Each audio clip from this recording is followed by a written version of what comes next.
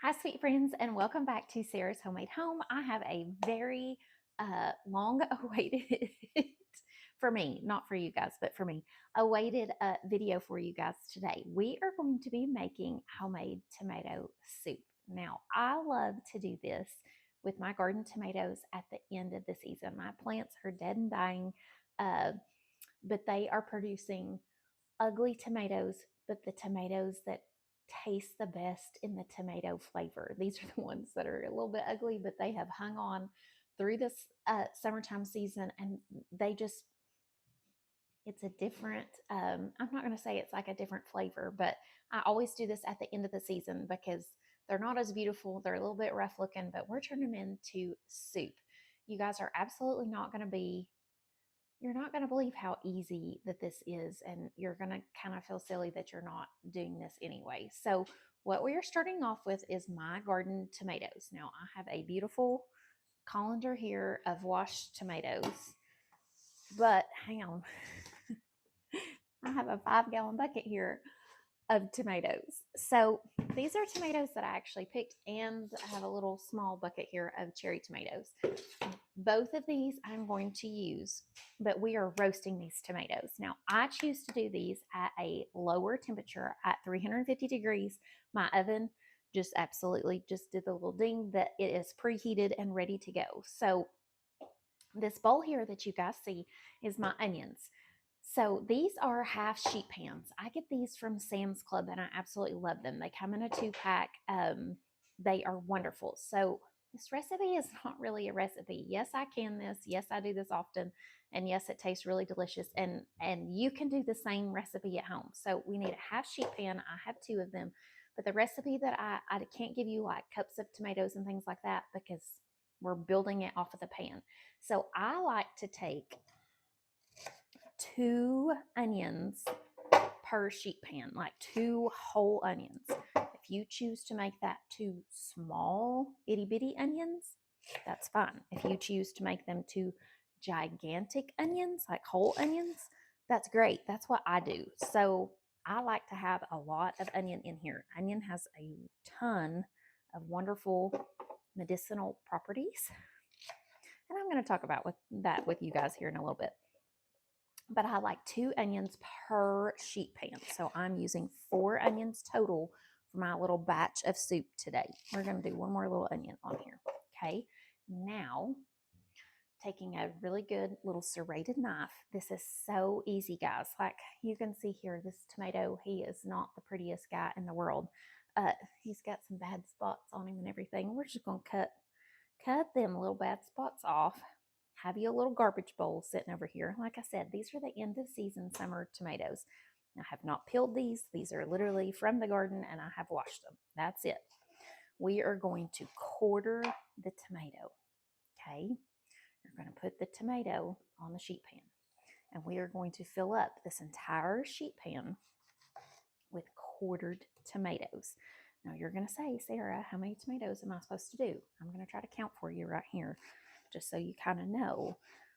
But guys, like so many people are posting fall recipes and stuff. Guys, we are not into fall. This is August. You still have plenty of opportunity to get this kind of stuff done and in your pantry. We don't have to quit. We're not quitting. We are not going on to pumpkins. Pumpkins aren't ready yet. So hang in there, guys. It's still summer. And this is a wonderful recipe that you can make so very easily and have in your pantry available for when this fall sick time season comes. There's absolutely nothing that compares to tomato soup and grilled cheese. My kids love tomato soup and grilled cheese. I hope that your kids love tomato soup and grilled cheese. But guys, we're like totally overthinking tomato soup. It does not need all these spices, all these flavors, all this extra stuff. Like it is just pure, wonderful tomato soup that absolutely beats a can of Campbell's tomato soup. Like I promise you, if you make this, you are absolutely going to love this and say, why did I never not make homemade tomato soup? Now, we're getting there. I'm not packing these like just super tight on this sheet. I mean, you guys can see what I'm doing. I've lost count of the tomatoes. I'll have to watch the video back and we'll say how many tomatoes that this is. I'm talking to you guys and I'm not paying attention. This is probably the last tomato that I'm going to put on here whole. Now, I have all these beautiful cherry tomatoes that I washed. And cherry tomatoes are not going to get left out. We have to use these guys too. So all I do is I sprinkle these on top and just kind of fill in any of the little spaces. Okay, now we are going to roast these at 350 degrees for 1 hour. And yes, I set a timer. Because we don't want to forget about them. We are going to take 2 tablespoons of olive oil. Does not have to be extra virgin, does not have to be the fancy kind. Just get you some olive oil. These tomatoes are going to release a lot of liquid. They're not going to stick to this pan, so it's not like you even have to toss this or do anything fancy. It's really for the flavor to go into the soup. This is the Sam's Club sea salt. I love this because of the dispenser that is on it. Because we are going to salt this and we are going to salt it liberally. Okay, this pan is ready to go into the oven. It's that easy. Okay, can you guys see how beautiful this is? We're going to put it into the oven, and my oven has 2 racks. Therefore, I'm able to do 2 rounds of tomatoes. Harrison is wanting to eat a tomato. Do you want a tomato? Okay, guys, do you see all the liquid? I mean, there's just like a coating of the tomato juice water that is all over the bottom of it. But all of these tomatoes are completely cooked through, and they are very, they are hot, very, very hot. So I'll see you guys back in about 15 minutes. Okay, sweet friends, it's been about 15 minutes and these are slightly cooled off. You guys know I am absolutely obsessed with my Ninja blender. I truly use this thing almost every day. It is absolutely worth its weight in gold because this thing processes stuff so well and it blends them so good, and this machine is very inexpensive. So I do want every bit of this watery juice that is in the bottom. So I would normally do this kind of over my sink and just kind of dump the whole pan into here. But I want you guys to be able to see. So I'm just going to use a spatula and we're going to load this up. This is kind of where it's hard because this is a recipe, but it's not really a recipe. So this blender holds 8 cups.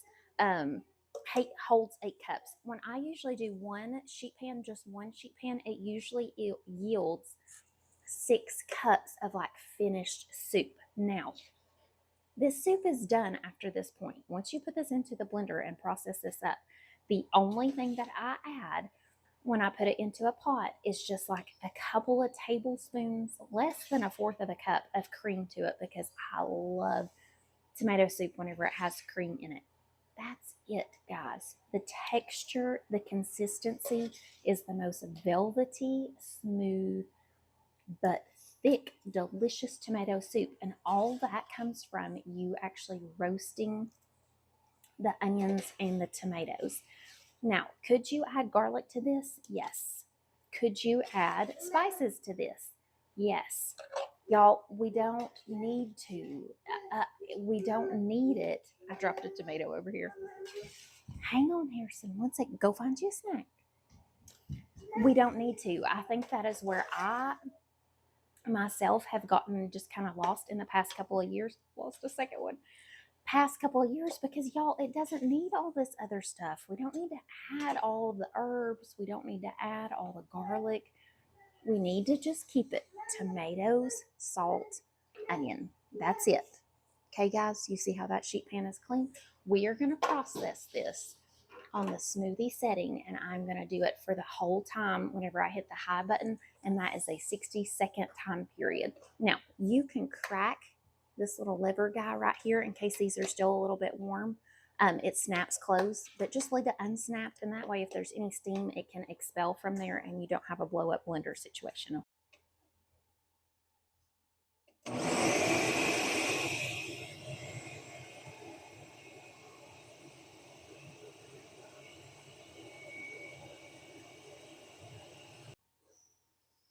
Okay, sweet friends. Now I have this over here in the blender. I've just taken it off. It is warm still. Now, you do not have to do this next step, but I prefer this. There is still seeds that are in here and a little bit of the pulp.